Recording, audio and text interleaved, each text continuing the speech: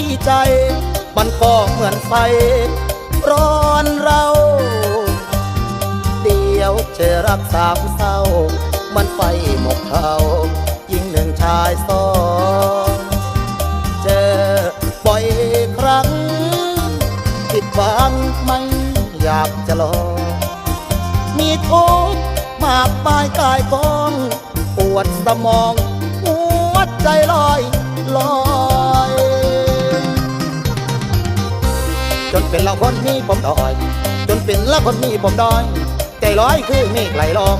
เคยลองเจ็บปวดกว่าราว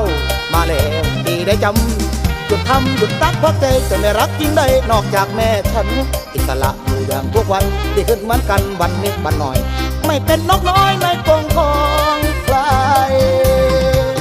ความรักฉันทานเข้าวัดป่าแล้ว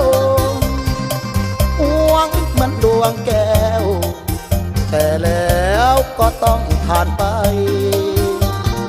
ต้องหญิงชายผู้นั้นที่เขาฆ่าใจทุกวัน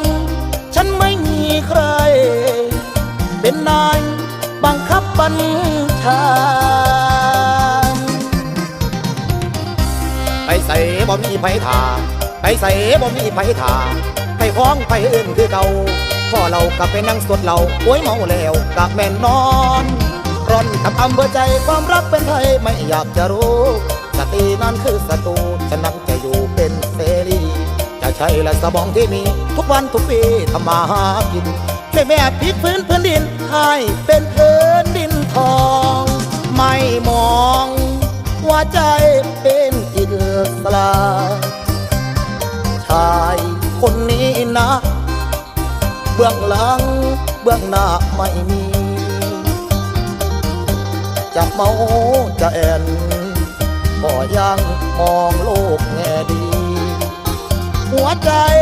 ไม่มีราคีเหมือนกับผู้หญิงบางคนอดทนเคยคำใจไว้อดทนเคยคำใจไว้หัวใจหลุดค่อยงอผู้ลืมผมเกินในอดีตวันบุญเดี๋ยวนี้ที่บ่มีขอลาทีหักบอมหักกีหัวใจพังเพเกือบทั้งใจบ่ได้นอนเลี้ยงใจให้มันเฟื่อ